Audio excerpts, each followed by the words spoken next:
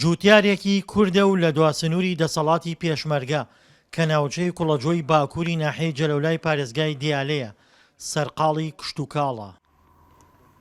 پێشمەرگە و ئاسایش ناوچەکەیان بە خاڵی سەربازی تەنیوە، بەڵام ڕۆژ ئاوا بوو ناوچەکە بۆ جوتیارەکان سەقامگیر نییە و زەویەکانیان جێدەهێڵن.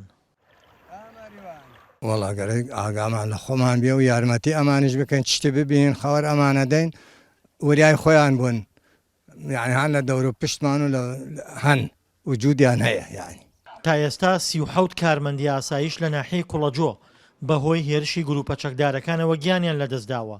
ئەمە جگە لە گیان لەدەستدانی دەیان پێشمەرگە.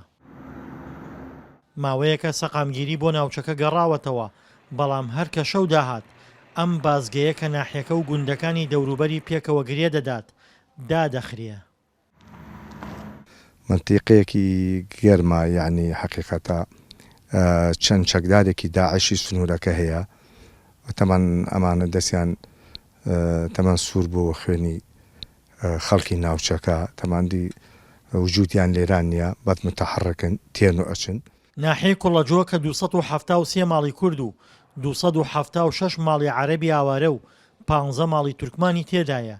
یەکێکە لەو ناوچانەی بەوپێی دواناوچەی ژێردەسەڵاتی کووردە هەمیشە ئامانجی داعش و گروپە چەکدارەکان بووە.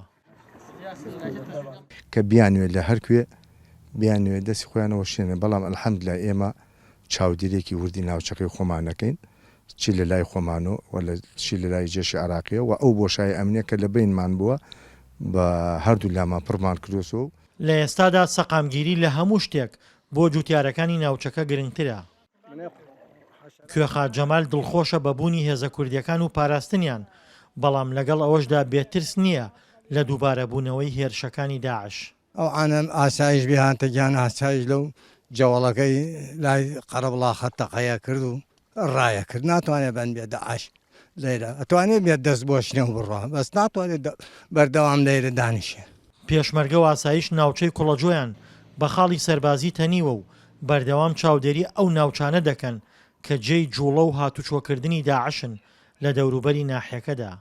دڵشاد ئەنوار، دەنگی ئەمریکا، کەرکووک.